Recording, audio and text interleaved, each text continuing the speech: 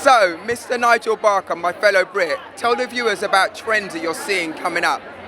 Oof, all kinds of things, to be honest with you. I mean, the biggest thing that I'm seeing is that there's still a big thing for sheer clothing. Yeah. You know, and I think it's interesting. There's a big debate about, is that okay? Is it really fashion? Is it the emperor's clothing? There you go. And I think that, you know, ultimately I've been someone who's, I think celebrating people's bodies is a great thing, but I also do think that there's an element of like overly trying to shock the audience. You know, it's interesting. Fashion has always been about debate. It's also been about striving, pushing conversation, yes, and actually provoking people.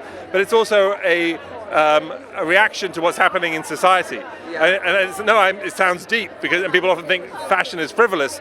But there are elements to what's happening in fashion where I think the great designers are trying to push people's buttons. Always. For years, for generations. And so I think for that reason, you know, I'm like, bring it on. And I think it's also going to create is a reverse, a very conservative backlash. There you go. You know, and oftentimes if you look at the history of fashion, whenever there's been sort of one wave, you're going to find a complete reverse wave right on its back. So we've got an exclusive right here, and with the trends, the sum up is less is more.